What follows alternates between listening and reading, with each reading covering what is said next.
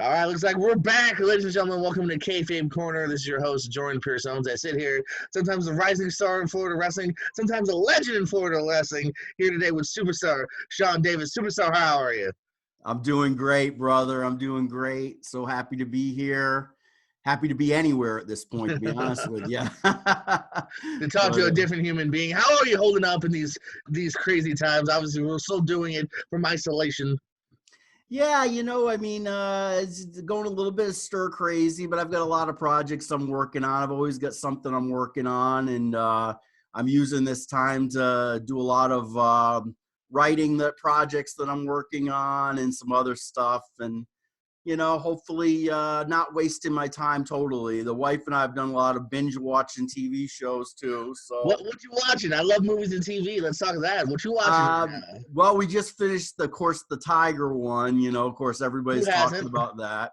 We did that in a couple of days, but some other stuff we did. There's this great series on PBS actually called Jamestown. I'm a big history buff, and we binge watched 3 seasons of that like in 5 days. So that was great. If anybody hasn't seen that, it might sound boring, but it wasn't. It was crazy.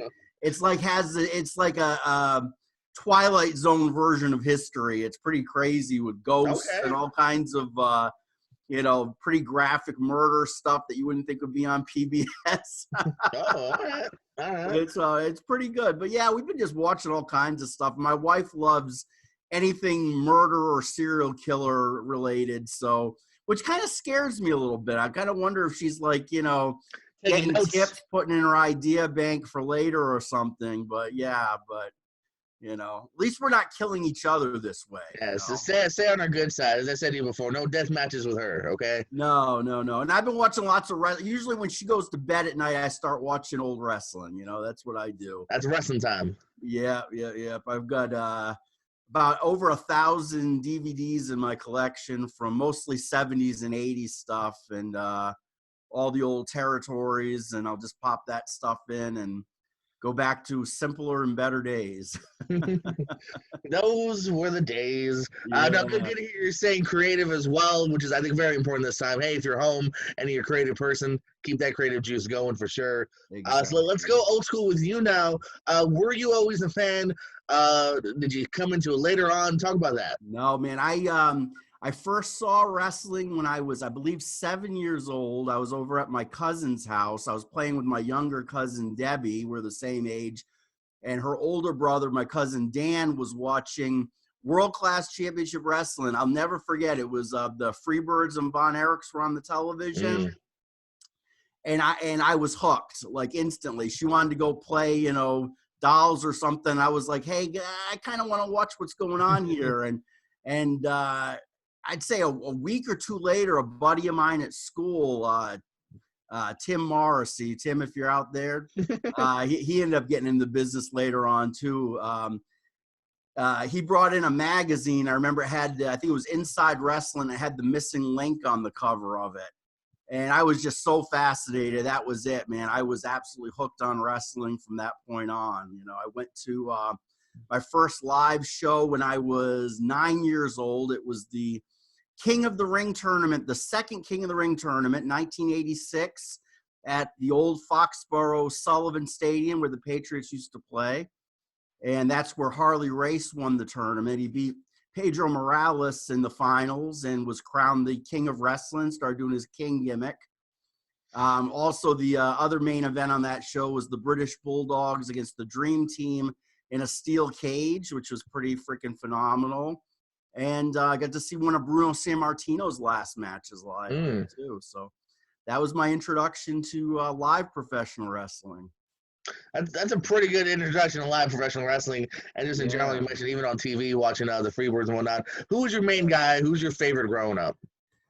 Well, I was, as a kid, I was a definite Hulkamaniac. I had Hulk Hogan posters all through my room. I had the Hulk Hogan workout set, and I had his music on cassette so I could strut around in my room with my Hulk Hogan t-shirt on and headband and pretend I was Hulk Hogan. As I got a little older, though, I became a huge fan of the bad guys. Big Mm. surprise now, Yeah, right? yeah, I can see But that. yeah, So I was a huge Ric Flair fan and Four Horsemen, those guys, Freebirds.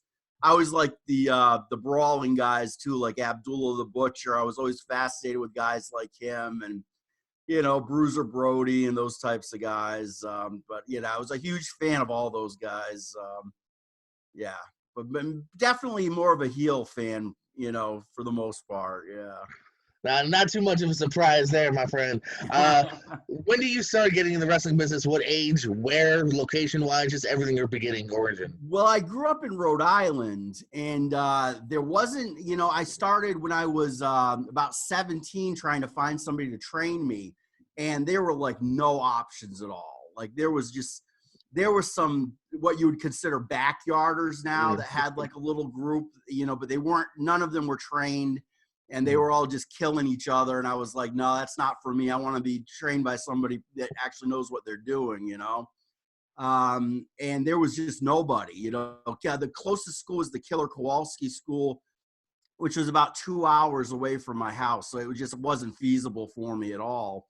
So when my parents decided to move to Florida, I was 18, decided to come with them, had nothing else going on. And I started reaching out to different old wrestlers that I was in correspondence with. I actually first talked to Al Costello from the Kangaroos. They were a huge team in the 50s and 60s. And Al Costello was actually going to be my first trainer. And then he had a stroke, I believe. He got sick somehow.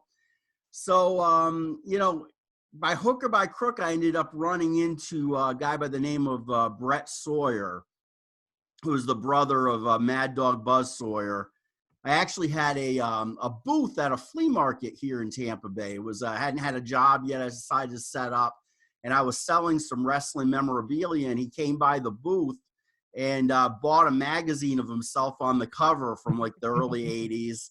And, we started talking, and I actually sold him a video of him in Georgia Championship Wrestling with him, his brother, and an angle they did on television with his mother, who had passed away at this point. And he had actually never seen the video of the angle he did with his mother. So I got him this video, and he couldn't believe it. He was like, he was in shock that I had this kind of footage, from my tape trading days, So, I told him I always wanted to wrestle. He told me, since you got me this tape, come by, I'll give you a free tryout, wink, wink. I think he figured I would never show up at the school. I showed up. They got me in the ring, and they tried basically discouraging me from ever coming back. They pretty much threw me around like a rag doll. They had me, at the time, the big thing was have you hit the ropes until you puked. You just couldn't stop running until you literally threw up in the bucket they had in the corner. And, they threw you around. And then if you decided to come back, they would start training you for a price, And I came back, man. And I just, I was terrible. I was probably the worst natural athlete on the face of the planet when I first started at wrestling school. Had no coordination at all. I was terrible. It was awful. They were doing like basic stuff like, teaching you how to do, leg drops or elbow drops. And I just couldn't get it down. I mean, I actually would go back to my little apartment and put a mattress down on the floor and pillows and stuff. And I would practice trying to get my elbow drops down and leg drops. And man, when you're a fan, you don't even have a slightest clue at how difficult the simplest things like that can be, especially if you've got no athletic coordination, But I refused to give up. I kept going back, kept getting beat up, kept getting hurt. I mean, in my first 3 months of training, I separated my left shoulder. I broke 3 ribs. I broke 2 fingers. I got a stinger in my neck, and I had got a hairline fracture in my leg. It's in the first 3 months. And, of course, my parents are like, okay, are you done with this stupidity now? Are you done? I think, haven't you had enough as I'm, walking around on crutches from the fracture of the leg? And how that happened was they were teaching us to go over the top rope. And as I was going over the top rope, one of the boards slid out from under the canvas, and my leg caught the board as I was going over the top. And I still actually have an indentation in my leg from that injury, but just kept going back, man. I guess I was stupid or something, I just was determined I wasn't going to give up. I was going to be a wrestler. And honestly, at that point, my only real goal was just to have a match, have one match and say I was a professional wrestler. That was like, if I figured if I did that, I've accomplished my dream, So February 1997, I had my first match. It was a battle royal in Clearwater, Florida. There were guys in the match, like the Southern Posse were in there, and Cuban Assassin was on the show, and Greg the Hammer Valentine, and a bunch of legendary guys. And I was, so intimidated. I mean, it was crazy. I walked into the locker room. They still had heels in one locker room and baby faces in another. So I'm sitting in the locker room by myself, and Greg the Hammer Valentine comes walking in, who's one of my idols, and sits down right next to me. And I'm just like, oh my God, what am I even doing here? You know what I mean? It's like, but that was the beginning, man. And it was a crazy time. It was a good time to break into the business. Wrestling was super hot then. I mean, my first show I did, I'd say there were 700 or 800 people there at that first show. I mean, it was, it was an exciting time, man. Before I even had my first match, I did ring crew for like 3 months. Sure. I mean, that's how it was at the time. I mean, it's totally different now. Now just about anybody can just walk into and say they're a wrestler, and a couple weeks after training, they're in a match. At the time, it was really hard to break in, even, in 1997. I mean, they put you through the ringer before you were allowed to even, have that first match. You had to train, and then you had, like, at least where I trained, you had to do the ring crew for at least 3 months before having your first match. And then you had to continue to do the ring crew for another 6 months while you were, in your rookie year, So, I mean, you paid a lot of dues at the time. It was really, really hard work. Training at the wrestling school we were at was, no air conditioning, had a solar panel over the ring. So it was like 120 degrees in the summer in that ring training. I mean, you would just, be soaked to the skin after you being in there for 10 minutes, and really made you appreciate the business, Absolutely, absolutely. And how long did it take before we become a superstar? I also say here at one point you were sexy Sean. Is that true? Any other previous names or gimmicks? Well, my first gimmick was absolutely horrible. It was, I don't know what I was thinking.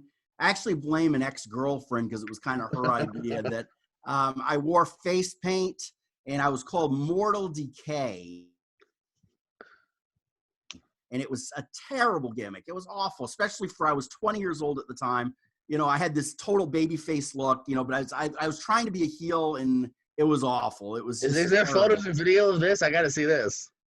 There's, somewhere in the archives. I mean, I could send you a picture at some point, but yeah, it was terrible. But I don't know what I was thinking, but it was awful. But that was my first gimmick. I did that for about 2 years, actually. It was horrible. Then I was, I was the real deal Sean Davis for a while. Ooh.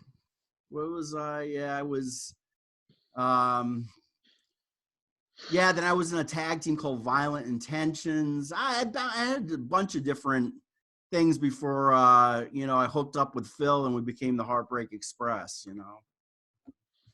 So about how long does that take? You're saying you debuted in 1997, right? So when do you guys finally hook up, and when does that start train rolling? Wow, Phil would know the exact dates because he's so good at that stuff. But I went a few years before we started teaming, and honestly, I had it was around 2000. I believe it was around 2000 that we teamed for the first time.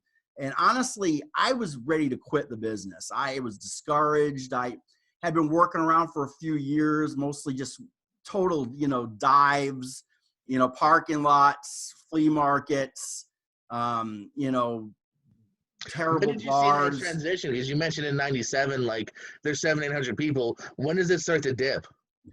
Well, I think a big part of that was the guy that trained me, Brett Sawyer. I mean, he was, he had always had good names involved. We had a falling out, and then he stopped promoting altogether. And I think the thing was, I was kind of considered one of his guys, which wasn't a good thing at the time. He had a horrible reputation. So just the fact that I was associated with him didn't help. And I hadn't worked for anybody other than him. So when he stopped running, there were like no options for me. So I was working for just the absolute crappiest of the crap promotions at the time, because, you know, I was associated with somebody that was considered a scumbag, and I had no experience other than that. So, you know, it was literally wherever there was a ring set up, I would try to, you know, get a match in, and it was awful.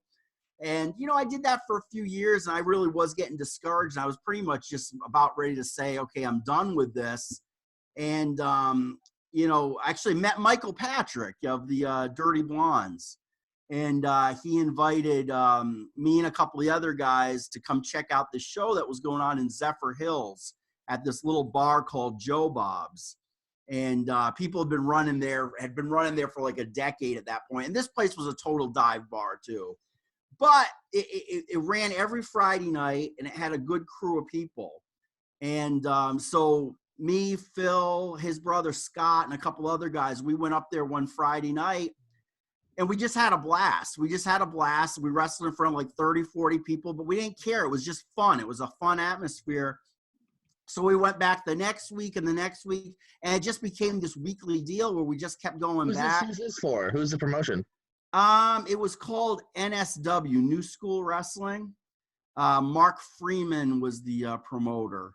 It's this local guy, nice guy. I mean, he really didn't know what he was doing, but it was just a fun crew. He had, you know, he just had good people. Like Michael Patrick was helping with the booking and running it, and his tag team partner at the time, Snow, was the other booker, and we just had fun. And that's where we first decided to do the Heartbreak Express. We just decided to start teaming up, and honestly, I credit that with being really where I learned how to work. I mean, I'd already been working for several years, but I really learned how to work by going there every week. It was every Friday night, and a lot of good talent came through there. I mean, guys, like, it was, you know, me and Phil, like I said, Michael Patrick was there. Chris Nelson from the Heavenly Bodies was often there. We had Prince Iakea from WCW was often there, and he would help train the guys before the shows would start. That's where Jarrell Clark got started, who ended up in TNA. Steve Madison, that's pretty much where he started. I mean, we all kind of came up together in that group, you know, and a lot of really talented guys, a lot of not so talented guys, but there were some really good guys that came through there, and we all really just taught each other, you know, and it was from there that we started all kind of getting a little bit of a name for ourselves. Some of the guys started working for Ron Nini at IPW. We eventually got a shot there and started working there. And that's where we started kind of branching out from that point on. You know? Well, let's talk about it, man. Let's talk about the transition now to IPW, later on FIP. Is that really where you started things were clicking on a bigger level? Yeah, you know, we Sal from FIP, he actually, I see us back there. Oh, man. Yeah, Sal from FIP actually showed up one night in Zephyr Hills at Joe Bob's, and he hadn't started anything yet. And, you know, he was telling us about this new promotion he was going to start. It was actually called Warzone Wrestling is what he was going to call it. And that's how we kind of got in touch with him initially, and it ended up becoming FIP, and we were actually part of his first crew at FIP. He actually, it was really crazy. I'll never forget. He actually did a tryout. So he invited us to come do a tryout for FIP, and it was at this old building. Well, it was called the Arena in St. Largos. I guess it was St. Pete. It's not there now, but it was this big, giant hall. It was a big building, and it was set up kind of like an arena, basically. It really was an arena, you know, just a huge place.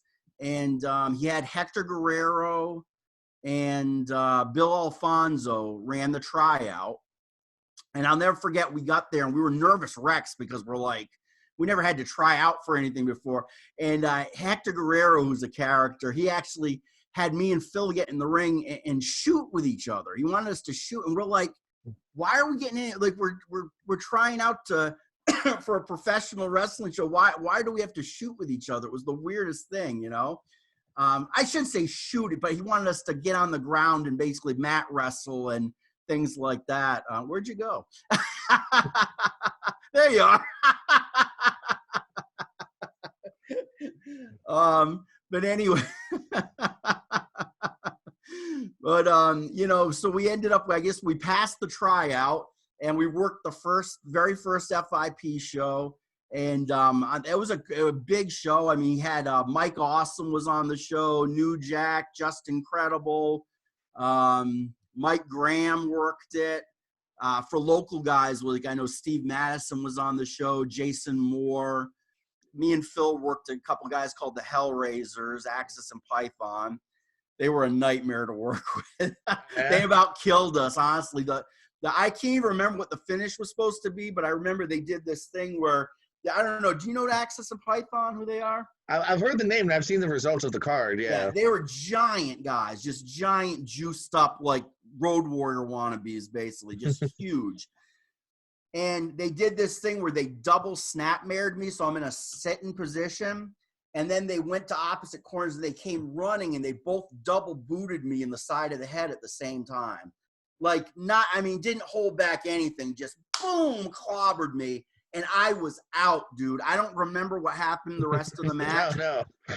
Yeah, the next thing I remember, I woke up in the dressing room with Mike Awesome standing over me, asking me how many fingers he was showing me. God. Because I was out freaking cold, man. It was crazy. But that was our introduction to FIP, man. And we basically, you know, we were part of Sal's A-list crew, his main guys right from day one. And I really credit FIP and working for Sal for being really what got us on the national and international scene, you know, because eventually with FIP, we started working around the state. You know, we started making a name for ourselves in the state pretty soon. I remember the first time we went to Orlando to wrestle, Phil and I were like, holy crap, we're going to Orlando. We're out of the Tampa Bay area. We've hit the big time. You know what I mean? It felt huge. And then all of a sudden we're booked in Miami, and then, you know, we're going up to Jacksonville, and then we're going up to Georgia. And, you know, it was like, wow, this is huge. But I'd say after at FIP, eventually Gabe Sapolsky came in as the booker. Gabe from Ring of Honor, I'm sure everybody knows, and he's head of Evolve now. Well, he came in as the booker, and they kind of had a restart of FIP, basically, with having a relationship as the sister promotion of Ring of Honor. And they gave us a big push at FIP. Originally, it was like we did the gimmick where we couldn't win a match. We went out every match and we lost. It didn't matter who we wrestled, we lost, you know, and then we would still declare ourselves the winners afterwards. And every show we would come out and claim to be undefeated, but we really hadn't won a match. It was, you know, it was kind of, and then what happened was when we finally got our first win, we won the FIP tag titles. So it was supposed to be like this big fluke, and we beat Sal Renaro and Spanky, you know, Spanky. Kendrick, yeah. Yeah, Brian Kendrick, yeah. We beat Brian Kendrick and Sal Renaro for the tag team titles. And then we just got a huge push from that point on. They gave us SoCal Val was our manager starting at the next show. And Corey Chavis was our bodyguard. And they added Sweet and Sour Larry Sweeney to our group. God rest his soul. And, you know, we just had a big run. Oh, there he is. There's my buddy. That's my buddy, Alex. Yeah. I was just thinking about him earlier, man. Every once in a while I get really broken up about him not being here, man. He was a really good friend, super nice guy. And I'm getting off track now, but anyways. No, not at all. No, it's great. It's good to hear. You know, just this is where I started becoming aware of you guys. I'm a big FIP fan, old school, and so you know, it's cool to hear. Yeah, no, Larry was a great guy, and I honestly, I have a ton of guilt over his death. I mean, for those that don't know, he committed suicide. And he had called me about 2 weeks before he committed suicide, and he asked to move down here to Florida and live with me. And at the time, I was between houses. I had broken up with my long-term girlfriend. She basically kicked me out of the house. And I was living with my mom at the time, you know, as I was transitioning, finding a new place to live. And I was like, dude, I'd love to have you come down here, but I don't have anywhere to live right now. I'm like sleeping on the sofa at my mom's house. You know, I can't, you know, I can't really just invite you to come live at my mom's house, you know. And that's kind of where we left it. That looked, we'll talk again, you know, soon, and we'll try to figure something out. And then the next thing I knew, he was gone, you know, and it was just horrible guilt, you know, about that whole thing, thinking I wish I could have done more for him. But he was a troubled guy, man. He really was. But anyways, back to FIP. So anyways, so we're doing our run at FIP, and Gabe decided he would give us a shot at Ring of Honor. And he brought us up. We went to the first show was I believe it was in New Jersey. It was the first time we worked for Ring of Honor. And he brought us up to work with the Christopher Street Connection. Yeah, Buffy and Mace. Yeah. They did a real flamboyant gay gimmick. And we went up there. We had a really good, you know, I think it was just supposed to be a one-time thing, just as a comedy thing. But it got over really well. We had a great time with them. Everybody seemed to think it went well. And you know, it's just funny doing that one show. We came back to Florida and it was like, oh, shoot, you guys work for Ring of Honor? Like, wow, you know, and then all of a sudden everybody wants to book us. It's like, oh my God, you know, you're the Heartbreak Express wrestled for Ring of Honor. And it was like, wow, you know, you guys must be better than we thought you were. You know what I mean? And it's just funny how perception is such a big thing in wrestling. You know what I mean? We literally came back not doing anything different than we had done before, but all of a sudden we were top guys because of that. You know what I mean? And, you know, and then luckily they brought us back a few more times. We never got a big push at Ring of Honor. Well, we never got pushed at all. I mean, honestly, we went up there and we put guys over but there was a lot of fun. It was a great experience. And they did plan on having a big push for us, and it just didn't happen. It was like we were actually supposed to be part of a new heel faction up there with, it was going to be Jim Cornette was going to manage us, and Steve Carino and Adam Pearce were going to be in the group with us. And we're going to be like a new old school Horseman. Yeah, I like group. the sound of that stable. Yeah. And, you know, right before we were supposed to do it, Jim Cornette, from what I remember, he like fell down the stairs at his house or something and like broke his leg. Something like crazy happened like that. And so they postponed doing the angle, and then it just never happened. One thing after another kept getting postponed. It was like, you know, we felt like we were just on the cusp of this huge break. You know what I mean? And then, you know, it went as far that they had brought Adam Pearce into FIP and had started teaming him with us there. Oh, Alex Porto was going to be part of it too. And he teamed with us at FIP a couple times as well. So they were kind of putting the pieces of the puzzle in place, you know, for us to do this big old school group at Ring of Honor. And like I said, it just, you know, it never came about. And then, you know, whatever happened with Gabe in Ring of Honor, he ended up leaving Ring of Honor. And so, you know, that whole thing went kind of down the toilet. But, you know, it really, you know, the push we got at FIP and the appearances we made at Ring of Honor are what helped us go international, you know, and that was like the big, you know, for me, that's the biggest thing we ever accomplished in wrestling was all the international tours we ended up doing, you know. Like I said, go ahead.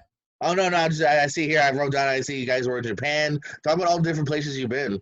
Yeah, man, like I said, you know, the first time we left Tampa Bay, went to Orlando, we thought that was the biggest thing ever. So, I mean, you know, when we're all of a sudden touring all over the world, I mean, it was absolutely insane, you know.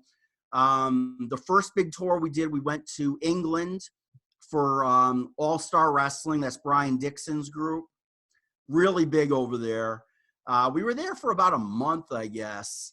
And the schedule's crazy. I mean, it's the closest thing you can do to working for like WWE than not being in WWE, you know, as far as the touring schedule. I mean, we would wrestle 10 days in a row, and sometimes as much as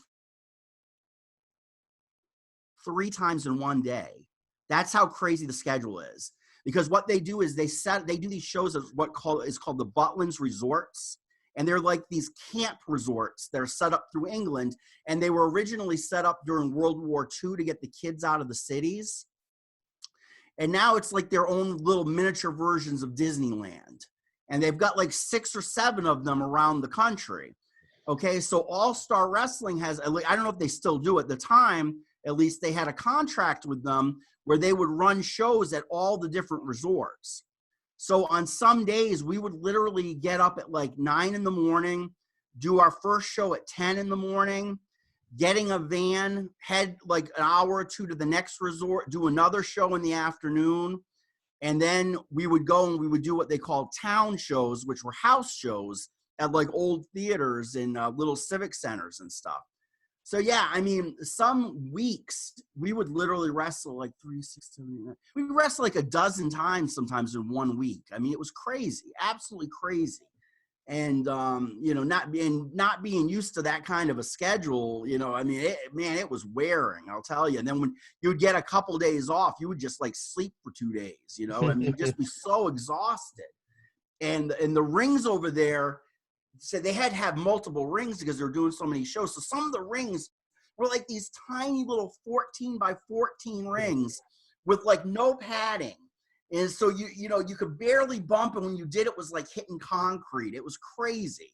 But we on that tour, we were over there with guys like Sheamus was on that tour with us.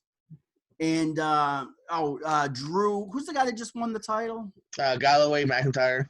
Yeah. We were over there with McIntyre. We actually worked with him twice when we were over there. Awesome guy, by the way. Awesome guy. I'm so glad he's, you know, doing so good now, because he was like the nicest guy in the world, and it was so much fun to work with over there. So we did that tour of England. Then our next tour, we worked for Rings of Europe, which is in Austria. And we actually worked with Pac, you know, Pac. And Walter, Big Walter. We worked with them over there. And it's kind of funny. We stayed at this bed and breakfast that night, and for some reason there was no power, and they roomed me and Pac in the same room together, and there was one bed. Okay, and we had just met and we had just wrestled, but we didn't know each other besides that. And we're staying in this bed and breakfast, you know, in the pitch black, and this sharing a bed together. It was very awkward, I'll tell you. But a very nice guy. We had a really good match with those guys, and it was just, I don't watch modern wrestling at all, I got to tell you. So it was just recently I found out that Walter's become a big star. You know, he had no idea. Yeah, no, it's funny. I was over at Sal's house not too long ago, and I looked over, and he had these like 8x10s of Walter, and I was like, "Oh, I know him. We wrestled with him." And he goes, "What? You wrestled Walter?" And I'm like, "Yeah, over in Europe." He's like, "The Heartbreak Express wrestled Walter and Pac." I'm like, "Yeah, what's the big?" You know, he was like, "I'm like, we don't suck that bad, Sal." You know, and it's like he was all shocked that we had worked with them. But so from there we did a lot of work in Central America, the Republic of Panama, the Dominican Republic, Puerto Rico. I mean, we were just on the go constantly for about a 2 or 3 year period, man. We were just booked solid everywhere, you know. And then in 2010, we got our big accomplishment in life was always to go to Japan to wrestle. We always wanted to do it, and we'd been trying for years to get over there. And we had 2 different tours booked that both fell through. Never thought we were going to get over there.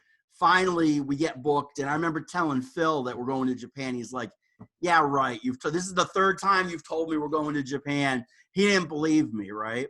So when the plane tickets actually came in the mail, because they actually physically mailed the plane tickets to us, I went right over to his house and handed him the tickets, and he was like, are you kidding? This is actually happening? And I'm like, dude, we're actually going to Japan. That was the experience of a lifetime, man, right there. That was incredible. Absolutely, I'm sure it would be. I was telling you before, doing some preparation, some K-Japan preparation here. Oh yeah. Who's that Yeah, beautiful, yeah. sexy person? There he is. There he is. Yeah. What are some of your favorite matches you've had from anywhere, man? Talk about what some of your favorite matches. Oh man. Well, for me, we were so blessed, man, for so long to work with so many legends of the business, guys that I grew up with, that I just idolized. And I mean, I was actually thinking about this the other day. I was kind of like putting together a list of all the guys that I wrestled over the years. And it blows me away. Like sometimes I think back and I'm like, did I really wrestle all these legends? I mean, it's crazy. I would say the Rock and Roll Express are probably my favorite guys to ever work with. We worked with them 3 times, and we had great matches each time with them. They were just absolutely fantastic with us. We got to wrestle the Midnight Express, Dennis Condrey and Bob Eaton, who are my all-time favorite tag team. We wrestled them, and we actually teamed with the Midnight Express once as well. We did an 8-man tag team match, and I almost had forgotten about that. And John Davis, the FIP champion, he reminded me of that the other day because he was on the other side of that match, and he didn't remember it as being that great of a match because the Midnight Express wouldn't get in the ring with him. every time he tagged in, they tagged out. They were afraid of him, I guess. But yeah, but I mean, you name them, I've been in the ring with them. I wrestled Tully Blanchard. I wrestled, we wrestled Bob Armstrong, Brad Armstrong, Scott Armstrong, Brian Armstrong, the Road Dogg. I teamed with Dusty Rhodes. I mean, I was telling you, I recently wrestled Kevin Sullivan. Just so many guys, so many legends I've been in the ring with. I had a singles match with Kamala, which was a lot of fun. He was actually my dad's favorite wrestler. And I told Kamala that before the match because my dad had passed away not too long before that match. And we're sitting in the locker room getting ready, and Kamala's got his war paint on and everything, and he's sitting there and he starts crying like a baby because I told him that he was my dad's favorite wrestler and how I wish my dad had been there to see me wrestle with him. And here's this big, scary guy, and he's sitting there crying like a baby. He's just the sweetest guy in the world, man. And light as a feather to work with. He was just fantastic. And then, I did angles with Abdul the Butcher, with George the Animal Steel. I mean, just so many guys. But as far as my absolute favorite matches, I'd have to say they were with Joey and Sean Black Market. Those were probably the craziest matches we ever had, the wildest matches. We half killed each other. We absolutely half killed each other. And I'd say, yep, there they are. And Joey now is, of course, the Sheik. And I think he changed his name again or something, but he's still pretty well known. Or MLW, right? Yeah, and Sean is like a Brazilian jiu-jitsu star now. Oh, okay. But, yeah, we had so many great matches with them. In fact, we had one match with them at FIP that was so good, they put it on a Ring of Honor DVD as a bonus match for the Ring of Honor show, which was that was a huge, huge honor, no pun intended. It was a huge honor for them to put an FIP match on a Ring of Honor, DVD as a bonus because Gabe said it was such a great match. I don't even remember it being that great of a match, but he thought it was.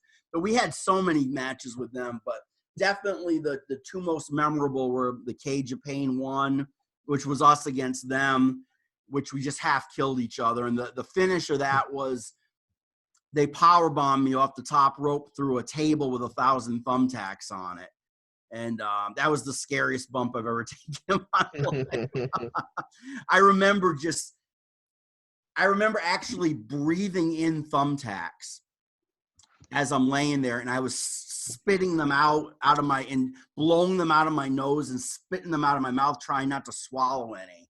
It was horribly scary, but an intense match. And then Cage of Pain 2, we had gone babyface, and we were actually teaming with Black Market. Yep. And taking on guys like Sal Renaro and Chasen Rance and Kenny King, that whole crew. And then we turned on Black Market at the end of that match. And that got so much heat. It was absolutely insane. I mean, it was so much heat that the fans literally started to riot.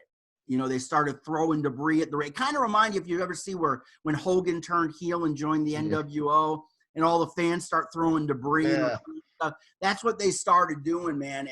And you know, I remember when we got out of the cage that security came and got to get us, and Gabe Sapolsky's over the corner yelling, "Get him out of here! Get him out of here!" You know, and they rushed us. Excuse me, they rushed us to the dressing room because, you know, they were really afraid that people were legitimately going to jump us at that point. They were just so pissed. You know, it was. That was great, man. FIP at the time, the FIP is great now, don't get me wrong, but at the time when we were running Crystal River and those other smaller towns around Florida, there was so much heat, man. Those crowds were insane, you know. I mean, we always drew at least like 400 or 500 people to Crystal River for FIP, and they hated our guts, me and Phil. You know, it was just a fantastic time, man. That was probably my favorite time in the business was FIP, that whole period of like 2006 through like 2008, 9, around that period. What, you know, when we were feuding with Black Market and other great tag teams like that, and just so much fun, man. It was such a great time, you know. So when does the transition happening of the Heartbreak Express? I guess I won't say ending, because as we've seen recently, it's not over. But when does the transition happening of you guys, of that ending and then you becoming a manager? Is it because of injuries? Is it because of the split? What goes on there? No, honestly, it was Gabe's idea to put me.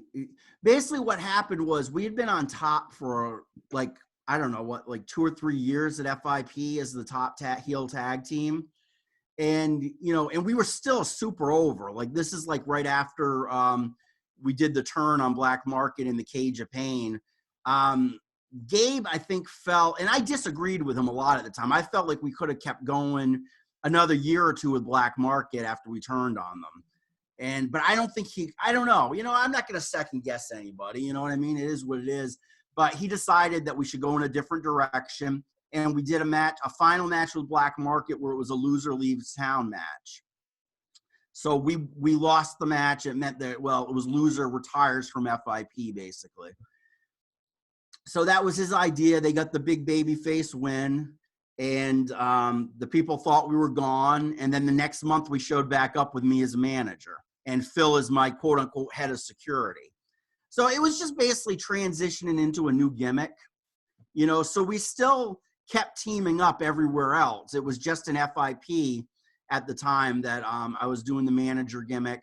And also they were starting Evolve not too long after that. Evolve began. And originally I was a manager at Evolve as well. So, you know, it was just kind of, it was just a transition, you know, and I still, of course, you know, came back and still wrestled, but I wrestled as a manager, you know what I mean? Most notably, I did the big feud with Outlaw Ron Bass, which, you know, God bless him, is still, that might be my all-time favorite match. Was it was the Jeff Peterson Memorial Cup in Crystal River, and we had built up this match for like 3 or 4 months with Outlaw Ron Bass as the legendary babyface. And I wrestled him in a bull rope match, and it was his last ever bull rope match. And we just, you know, the crowd just ate up every second of it. I mean, it got over so huge. And it was probably, I know he had told me it was his last great memory in the wrestling business. In fact, not too long ago, Brian Brock of the, Leo Bryan of the Dirty Blondes found an interview that Ron Bass had done not too long before he died, I guess. And they talked, and he was talking in the interview about doing this feud with me and this match with me. And I guess, you know, it was something that meant a lot to him too. You know, we just had a really good time, and we made the local news because of it. I mean, we did, you know, we did in studio angles building up the match on the local Channel 10 new morning show. And I mean, it was just all over the place. I mean, it got us a ton of publicity, and it was just a fantastic memory, man. It was really good. And yeah, that might be my that might be my favorite match of all time, me and Ron Bass, you know. And we lost him last year, and he and I had remained friends. We stayed in touch with each other, and now I'm good friends with his son, Joe. His son is wrestling now. Yeah. So he's the Good Old Boys tag team, and him and his partner are really good, and like the name says. And I know his dad would be super proud of him right now. Absolutely, absolutely. So you talk about managing now. Do you enjoy managing? Any stories from there? I know you've been recently with my boy Fabu doing some fun stuff over at ACW. Let's talk about that, man. Let's talk about that transition. You know, I love it, man. I love managing. I just, I got to a point where, physically I was having a lot of issues. Honestly, when we get back from Japan was when I first noticed that physically I was starting to decline.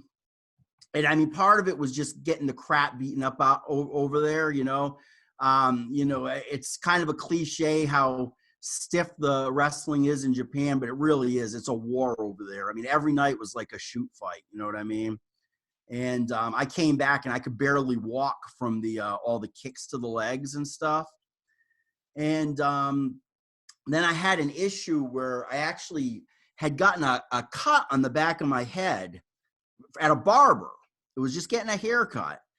And then I had wrestled on a show that weekend, and I guess the mat was dirty and the cut got infected.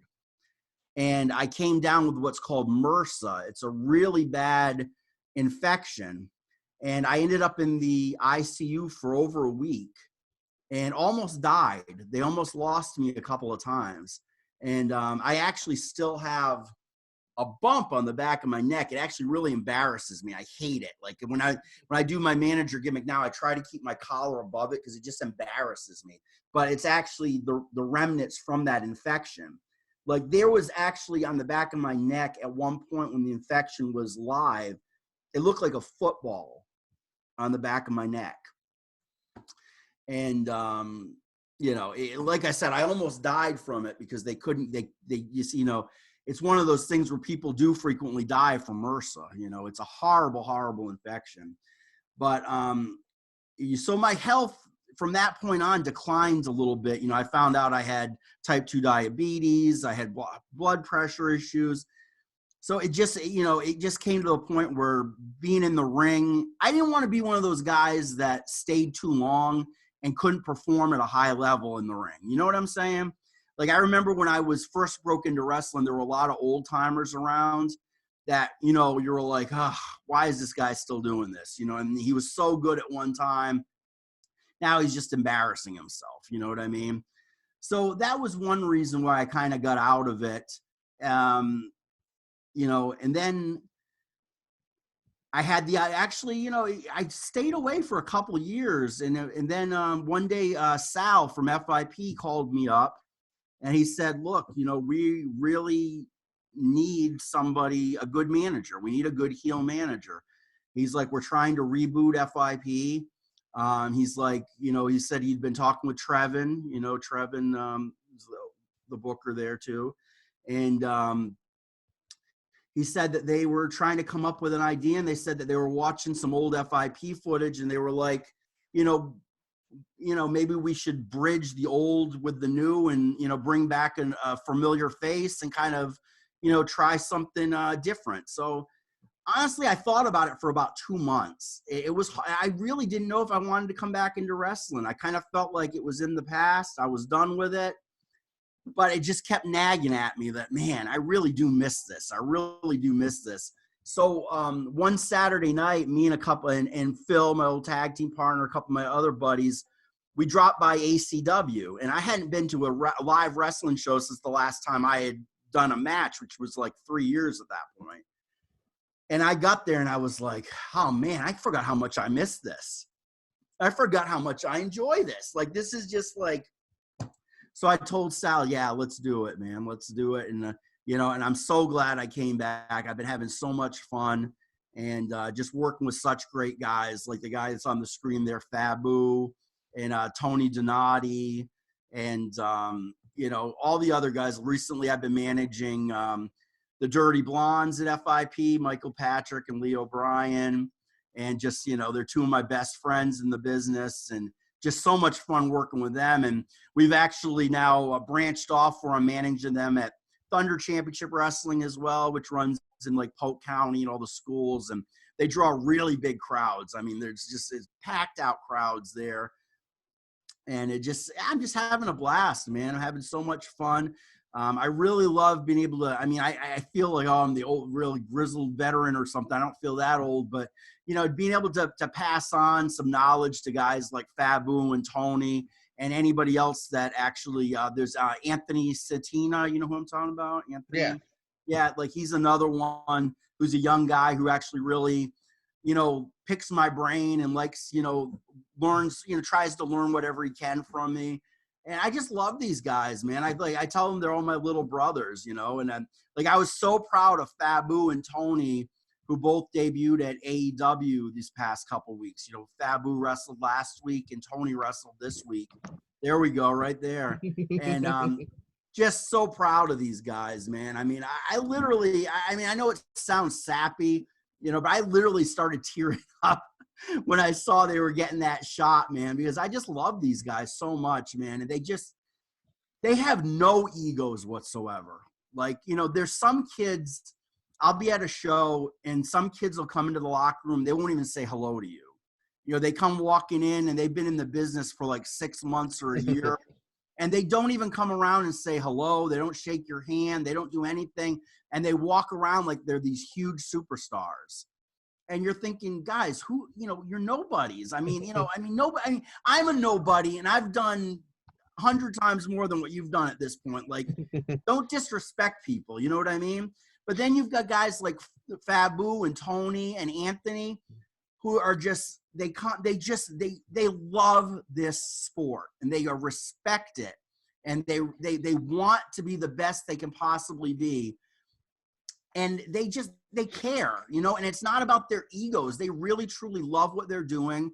And they want to learn from guys that have been doing this a little bit longer than them, none of us know everything. I'll be the first. I'm always learning, and I'm always going to be learning. And I'm always, but they realize that, hey, I'll pick the brain of somebody that's been doing this a little bit longer, and maybe I can learn from. And I'm so glad that those guys are getting this opportunity, I think, Sal, Trevin, the crew at FIP, Francisco Chiazzo, they have all been extremely instrumental in giving these guys a shot. I'm so happy that they took it. I'll admit, I'm the one that suggested to them, hey, I really like this Fabu kid. I really like this Tony kid. Put them with me. Let me manage them. Let us work together, And I pitched that idea to Trevin, and Trevin pitched it to Sal, and they loved it. And they're like, let's roll with it, And Frankie Chiazzo, who you're a meatball brain, Chiazzo. I still say you're worthless meatball brain, but he's still, fantastic. He's been great. These are his kids, to his students. And, he's been absolutely fabulous to work with. We're having such a good time. And it sucks so bad that all of this has happened with this stupid virus right now, because we had so much we were working on, and we've been planning. We've had so much good stuff coming up, but it's still coming, baby. It's coming soon. I promise you. Superstar Sean, Heartbreak Enterprises. We're coming for you, Chiazzo. We're coming for you, Tony Storm. Wrestling fans, keep on the lookout. FIP, ACW, World Wrestling Network. We are coming back, baby. We are coming back, and coming back strong. We're going to kick the ass of this virus, and then we're going to come back and we're going to entertain each and every one of you still. It ain't over yet, baby. Absolutely. I can't wait for those return shows. I know you're all itching just to get back in there, man. And it's going to be some great stuff when ACW and everyone else is inevitably going to come back and come back stronger than ever. I Uh, can't wait. Speaking of coming back strong here, you mentioned, slowly coming away from the ring, but you've returned to the ring recently, having some great killer matches. So talk to me about that. The ride's not over yet, is it? Well,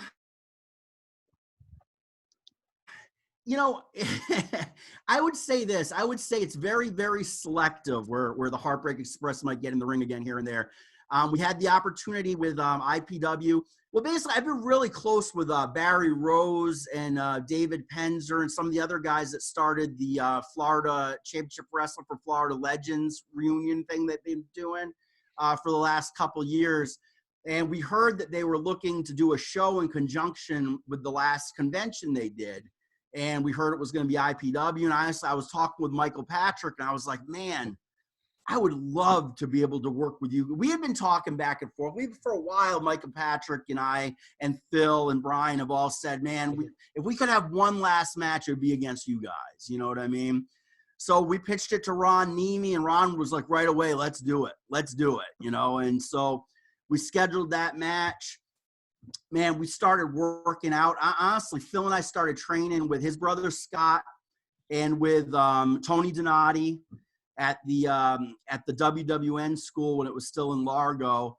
And for about 3 or 4 weeks in a row, we were getting in there and working out, man. And I'm telling you, the first couple of times just hitting the ropes again and taking those bumps, it was like, oh my God, what am I doing? What am I doing? I'm crazy. I shouldn't be doing this, But we got out there, man, and I mean, it was not a scientific classic by any which way.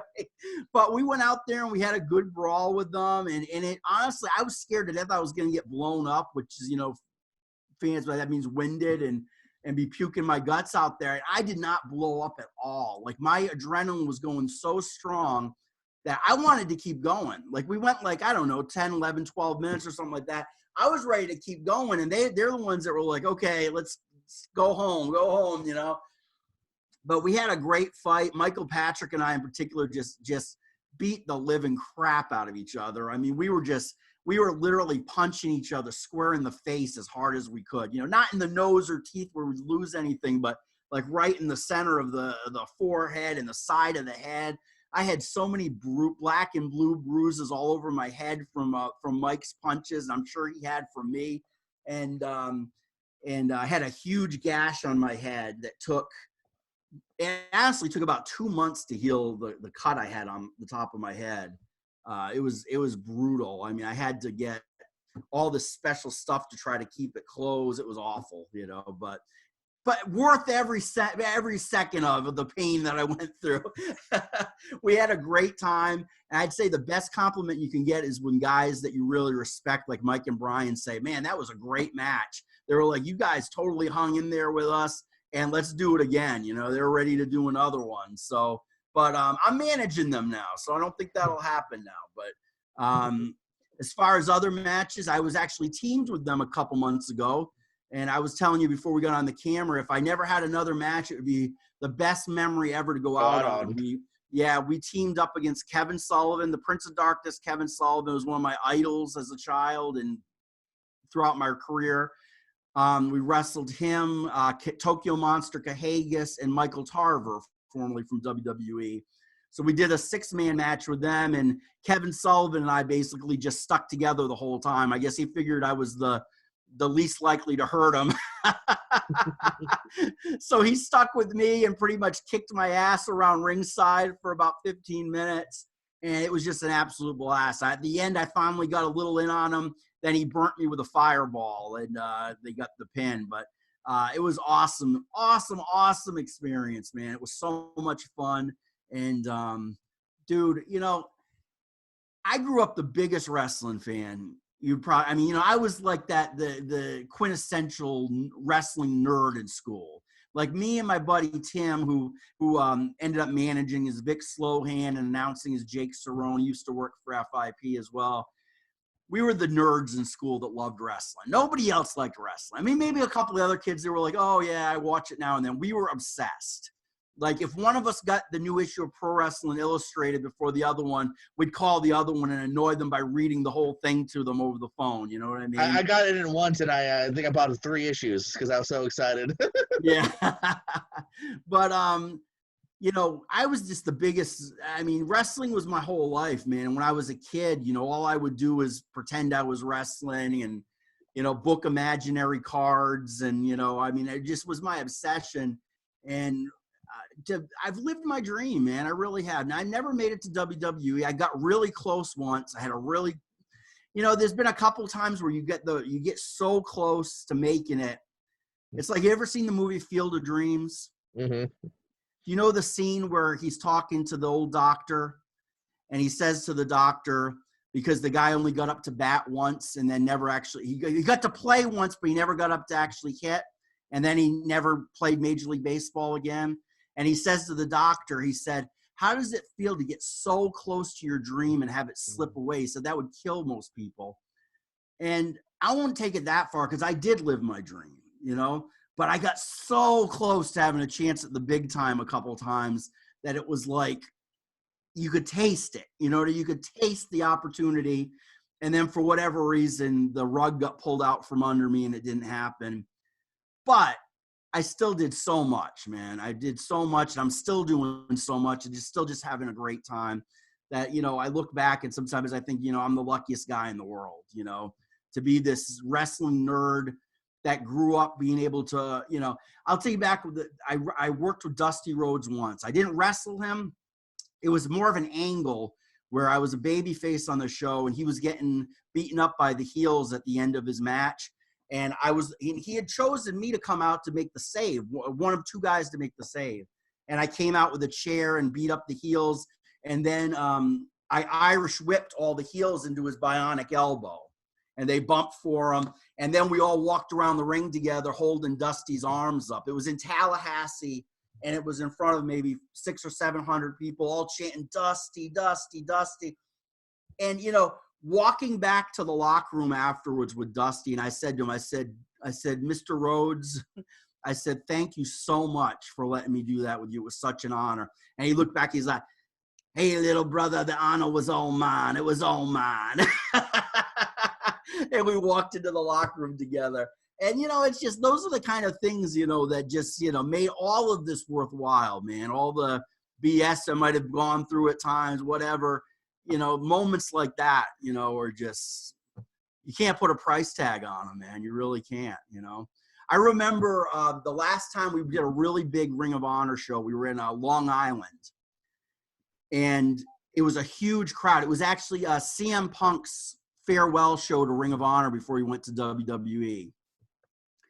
And, you know, it was packed out. It might be the biggest crowd I ever worked in front of in the United States. There was probably 3,000 people there, easy, 3,000, 4,000. I don't know. It was packed out. It was crazy. And we wrestled Jay Lethal and this kid named Dixie in one of the matches. We were one of the first matches.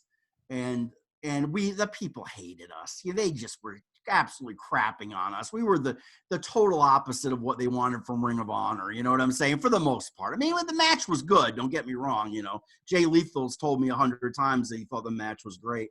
And, you know, but we were going back to the locker room, and there was this guy just giving this one kid was just, not kid, probably like in his 20s, typical, like, you know, nerd living in his mom's basement type thing, just giving me shit like you wouldn't believe. And I turned to him and I said, you would push your mother off a cliff to be me for one day. And he just looked at me and he goes, you're right.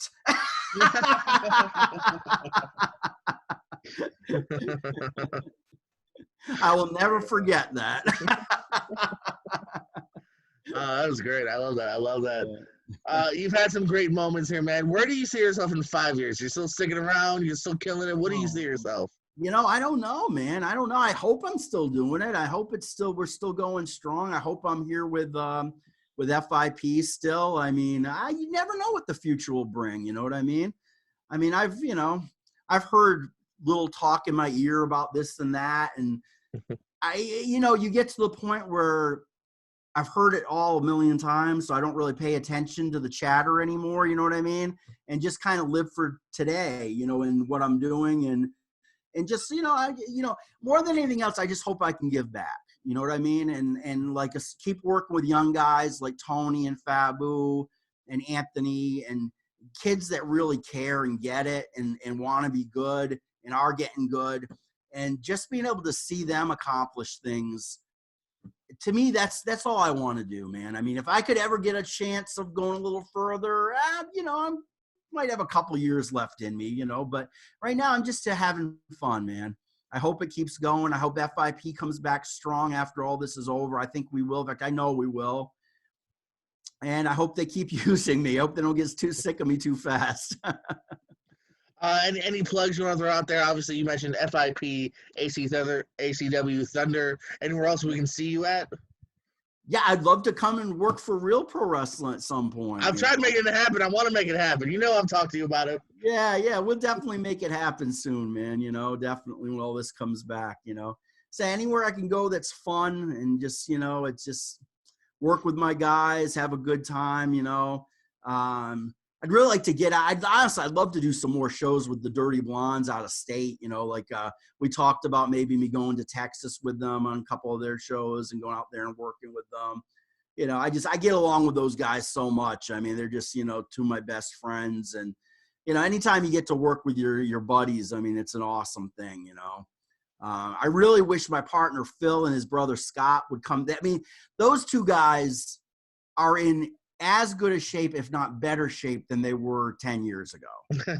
Like, they could easily get back in the ring and go another 10 or 15, at least another 10 years strong.